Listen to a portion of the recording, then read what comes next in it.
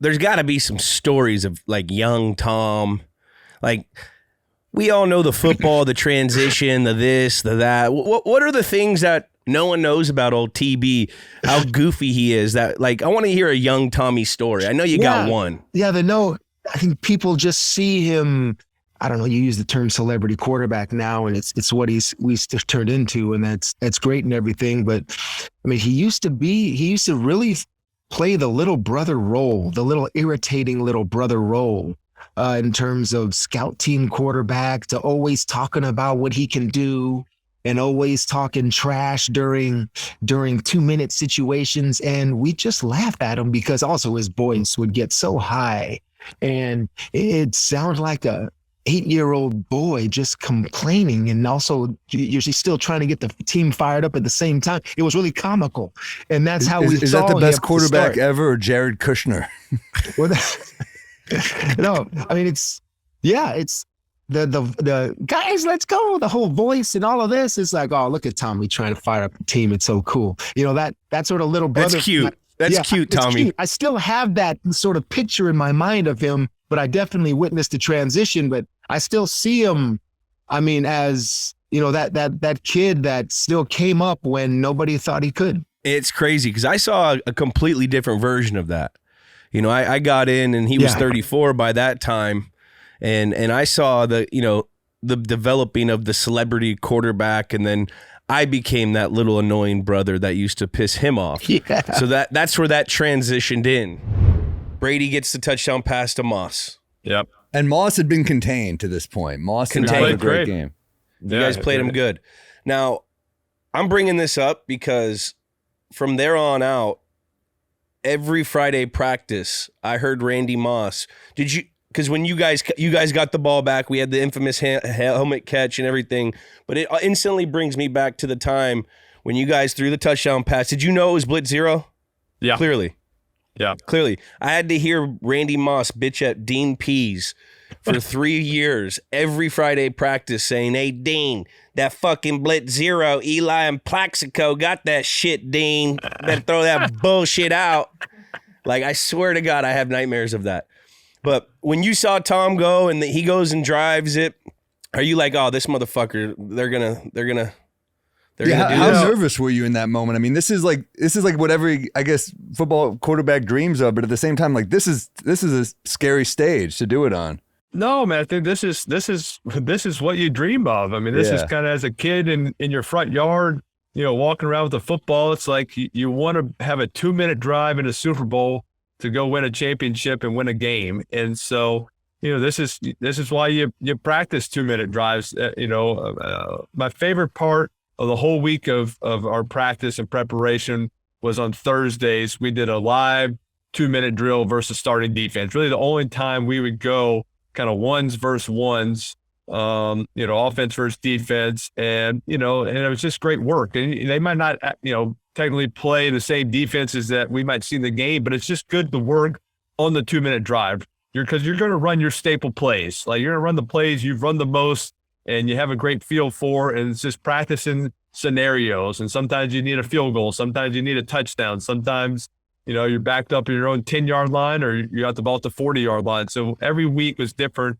And so, we worked at it. We were always pretty good at it. And so, we're excited about it. And I remember Strahan, he's walking up the sideline saying, hey, the final score is going to be 17-14 because we needed we're down 4. We couldn't settle for a field goal.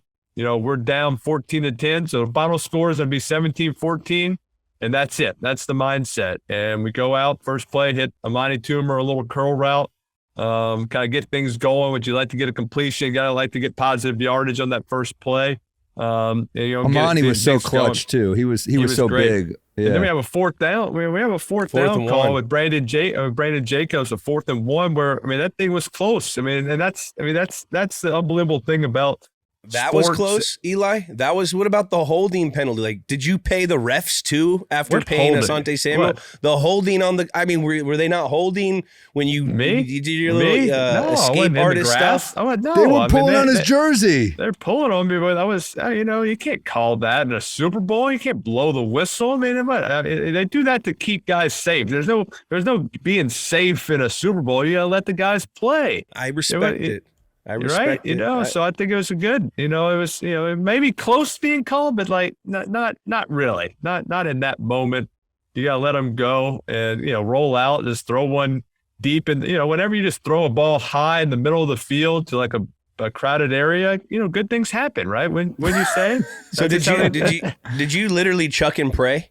Did you chuck and pray? Did you say a prayer? Chuck and pray. Was that a chuck and pray? It was a team meeting. Through a team meeting. Rodney Harris, I think Tyree was giving Rodney a piggyback ride when I threw it. He was like on the back and, throw it. And of course, he, catches it off the helmet. And it's just, I didn't know if he caught it. I didn't know if it hit the ground. It was just, it's not the ideal situation. That's not how you imagine it as a kid, kind of going on the 2-minute drive, is like almost getting sacked, rolling out, being 3rd and 5. You're running out of time. It's more a little bit of a desperation. If I throw it away, it's 4th and 5. We got to get some yard. We're running out of time here. We got to get a chunk. And so saw Tyree, just said, I got to give him a chance. And, he made the play. Did you think when he made that, you're like, we're going to win this game? Was that just like? No, because I think a lot of people say that and they're like, oh, as soon as we made that play, I knew we were going to win. I'm like, I didn't know. How is that? We still had to score a touchdown. We still needed 25 more yards, 30 more yards. And so, we still had to make a 3rd down conversion, hit Steve Smith on a few plays. And, the Patriots just played like in that scenario, kind of in the red zone, 2-minute. They played quarters coverage, and eventually they're going to come out all out zero. So he kept going trips right and kind of having a good play versus zone and quarters to the 3 receiver side. And we just had Plex go, just kept putting him on a fade. And we just said, hey, if they come out blitz zero, we're going to work the fade. They'll probably be off. If you want, you can give a little slant move, maybe get them to jump. And, finally they came with the all out blitz. And yeah, the corner kind of, a lot of times, we used to have like a hot adjustment, if they blitz, you could run a quick slant. And so he kind of gave the little slant move. You got 6'6" on 5'7" and Hobbs. I was just I threw it really before he made the break because I know they got one more coming that we can block. So just throw it high, really kind of throwing a jump ball where he could just body up. And, I didn't know he was going to be open by 7 yards. All fun aside, that was pretty cool to see. I'm an underdog guy myself. To see someone like you, Eli Manning, come in there against the world. No one thought you guys were going to win that game, and you proved everyone wrong, man. And that'll be probably one of the best wins as a competitor you could ever have. When you go and you prove everyone wrong, eat it, New England. That's what you basically said. Obviously,